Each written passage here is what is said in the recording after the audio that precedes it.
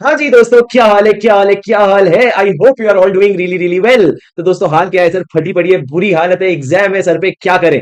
सुनो, बिल्कुल भी आपका समय वेस्ट नहीं करूंगा। कुछ बहुत इंपॉर्टेंट बातें आपको बतानी थी, तो सोचा फटाफट बता दूं, जिस तक पहुंच जाएगी अच्छा रहेगा। मेरी बात एकदम ध्यान से सुनना, एकदम तेज से बोलूंगा, सारी चीजें सुन लेना, आखिरी तक सुन लेना। दोस्तों, 5 सीक्रेट बताने वाला हूं जो आप लोगों को एग्जाम के लिए पता होनी चाहिए। बहुत दफा हमको पता होता है, बस हमको किसी और से सुनने की जरूरत होती है। सबसे पहला, सबसे बड़ी गलती जो बच्चे एग्जाम में करते हैं वो ये करते हैं कि हमने पेपर पूरा अटेम्प्ट नहीं कर सका, या पेपर बहुत लेंथी था, हमसे टाइम मैनेजमेंट नहीं हुआ। तो please understand that the time management begins from the first minute. आपके शुरू के फर्स्ट मिनट से टाइम मैनेजमेंट शुरू होता है। और ये पहला मिनट वो 3 घंटे का नहीं, वो 15 मिनट का जब आपके हाथ में पेपर आ जाता है, उसके पहले मिनट से आपको टाइम मैनेजमेंट करना पड़ेगा। तो आपको अपने साथ एक घड़ी लेकर के जाना पड़ेगा। आपको पता है 100 मार्क का पेपर है और 180 मिनट आपको मिलने वाले हैं लिखने के लिए। तो एक मार्क्स के पीछे आपको 1.8 मिनट्स मिलेगा। तो आपको उसके हिसाब से अगर आप कैलकुलेशन करोगे तो आपको समझ आएगा हर 4 मार्क के क्वेश्चन के पीछे आपको 7 मिनट्स मिलते हैं।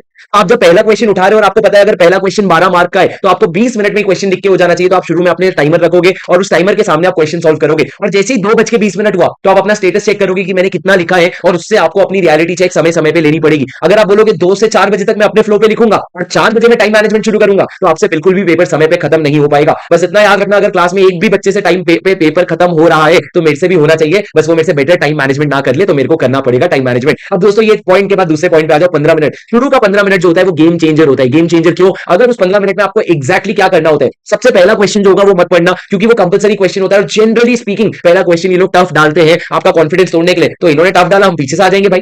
इससे भी 15 मिनट का जो समय होता है उसका रीजन क्या होता है? रीजन ये होता है कि मैं फिगर आउट कर लूं कौन से क्वेश्चंस लिखने हैं और कौन से सीक्वेंस में लिखने हैं। तो बेटा, इसके लिए सबसे सिंपल सा जवाब ये, पहला क्वेश्चन तो वैसे भी कंपलसरी है, आप दूसरे क्वेश्चन से पढ़ना शुरू करो। और जैसे ही आपको समझ आ जाएगा, आपको ढूंढना है आपका सबसे अच्छा क्वेश्चन क्या है जिसके आपको सारे सब क्वेश्चन आते हैं। मान लो आपको समझ आया क्वेश्चन 4 के सब क्वेश्चन सारे मेरे को अच्छे से आते हैं, तो आपका पेपर उसी आंसर से शुरू होगा जो आपका सबसे बेस्ट आंसर है, क्योंकि उससे एग्जामिनर को इंप्रेशन बनता है कि ये बंदा कितना इंटेलिजेंट है या कितना गधा है। अगर तुमने पहले में ऐसा क्वेश्चन लिख दिया जिसका आंसर गलत है, तो एग्जामिनर ओपिनियन बना के आएगा कि भैया ये तो आगे भी गलत आंसर ही लिखने वाला है। तो प्लीज आप अपना बेस्ट क्वेश्चन आइडेंटिफाई करना जिसका आंसर सबसे पहले लिखना है। डिक्रीजिंग ऑर्डर ऑफ क्वालिटी में अपने आंसर्स को अरेंज करना, मतलब हर वो क्वेश्चन जो बहुत अच्छे से आता है उसको लिखते जाना, और उस तरीके से 15 मिनट में आपको वो फिगर आउट करना पड़ेगा। और ये हो जाता है, कोई बड़ी बात नहीं है। आपको बस स्मार्टली स्टडी करना पड़ेगा, वर्ड बाय वर्ड पूरा नहीं पढ़ सकते। अब दोस्तों, उसके बाद तीसरा क्वेश्चन ध्यान से सुनना। एग्जाम के बाद ये बहुत बेसिक बात है, और ये कोई भी ऐसी बात नहीं है जो आपको नहीं पता है, और मैं फिर से दोहराऊंगा और आपके दिमाग में डालूंगा कि एग्जाम हॉल के बाद बाहर आने के बाद पेपर डिस्कस नहीं करना है। और एक बहुत सिंपल सी बात बताओ, से मन नहीं कर रहा है ना पेपर डिस्कस करने का, कि नहीं यार कोई खास फर्क नहीं पड़ता, तो आप करो या ना करो, आपको फर्क नहीं पड़ेगा। और अगर आपके मन से जोर से आवाज आ रही है ना, नहीं यार मेरे को ना पेपर डिस्कशन करने की चुल हो रही है, तो जब समझ आना, जब इतने जोर से आवाज आ रही है ना, मतलब पेपर डिस्कशन पे बेड़ा गर्क होना ही होना है।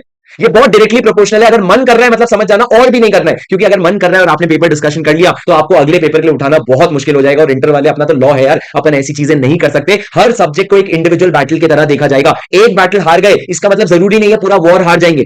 आज सुनने में तुमको ये अच्छा लग रहा है, पर पेपर के बाद तुमको ये सारी चीजें दिमाग को अपने समझ नहीं आती है। पर ये गेम याद रखना, ये एग्जाम कोई बहुत ज्यादा रट्टेबाजी के बारे में नहीं है, ये छोटे छोटे चीजों के बारे में। समझ के चलो कि 8 पेपर अगर लिख रहे हो तो एक पेपर तो कोई ना कोई तो बिगड़ेगा ही ना, भगवान थोड़ी है। उस पेपर से उठ करके अगले पेपर को संभालना ही आपके सीए का गेम है, जो आप लोगों को खेलना है। मैं आज बता रहा हूं क्योंकि जिस दिन पेपर बिगड़ेगा उस दिन बोलूंगा तो तुम मेरी बात मानोगे नहीं, पर उस दिन भी दोबारा बता दूंगा। और दोस्तों, आपका अकाउंट्स या एफआर, जिसका भी, जैसे फाइनल वालों का एफआर का पेपर है आजकल, अकाउंट्स का पेपर है इंटर वालों का, तो दोस्तों प्लीज मेरी बात ध्यान से सुनना। एफआर वाले तुम तो कर लो आगे का, फिर आप उसके बाद 2 सब्जेक्ट संभाल लो। मैं लॉ में आपका संभाल करके दे दूंगा, एग्जाम के पहले अपन मैराथन के लिए मिलेंगे। और इंटर वाले अपन सेकंड को तो मिल ही गए हैं सुपर 100 क्वेश्चन करने के लिए, तो लॉ का टेंशन मतलब वो मैं आपको संभाल करके दे दूंगा। तो छोटी बातें जो बिल्कुल भी रेलेवेंट नहीं है मैं फिर भी आपको बताऊंगा, ताकि आपको पता रहे।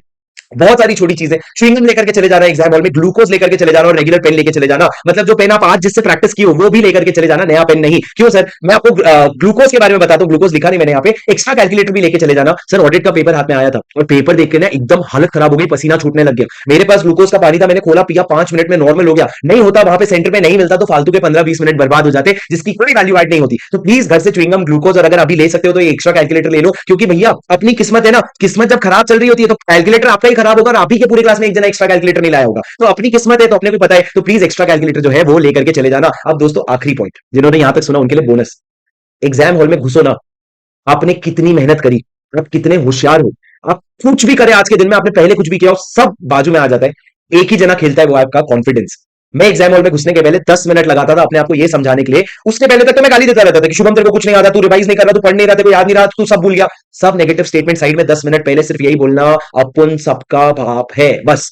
आपको ये समझना है कि मैं जो भी चीज किया हूं सब सही है। You will have to say that to yourself. Anyone telling you that will not make you realise कि you are doing right. You have to realise that you are confident in. वो कॉन्फिडेंस में भैया तुम paper ऐसा संभाल लोगे ना, तुम खुद सोचोगे यार ये क्या हो गया, क्योंकि यार मेहनत अभी थोड़ी की, सिर्फ 1.5 दिन पहले वो जो जितनी क्लासेस हमने करी वो भी तो मेरी मेहनत थी ना।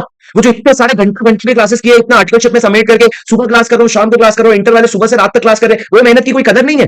तो भैया आज चाहे जो भी हुआ एग्जाम का 3 घंटा आपका कॉन्फिडेंस संभाल लेगा, लेकिन वो आप पे है कि आप कितना कॉन्फिडेंस लेकर के एग्जाम हॉल में घुसोगे। अगर तुमने अपने आप को याद दिला दिया आप कौन हो और क्या आपकी ताकत है, तो आप एग्जाम में फाड़ करके आ जाओगे, वरना दिक्कत हो जाएगी। तो दोस्त कॉन्फिडेंस लेकर के जाना, एग्जाम हॉल के पहले 15 मिनट पहले बुक बंद कर देना, दोस्तों से बात बंद कर देना और यही बोलना कि भाई मैं तो संभाल लूंगा, जो है भगवान अपने ही तरफ है, एग्जाम अपने लिए ही बनाए और ये डिग्री अपनी है, बस बात खत्म। ठीक है, तो ये दोस्तों ये पॉजिटिव माइंडसेट के साथ एग्जाम में जाना। नीचे एक बार कमेंट में अपने लिए लिख के जाना, I am very confident and I will give my exam में 200%। ये एक बार अपने लिए दिल से टाइप करके जाना और मेरे लिए वीडियो को लाइक कर देना। मैराथन आने वाले हैं तो आप लोगों को नोटिफिकेशन आ जाए, इसलिए वीडियो को सब्सक्राइब जरूर कर देना और मैं आपसे मिलता हूं अगले वीडियो में। Until then all the very best and I know you are going to nail it. All the very best guys, bye bye.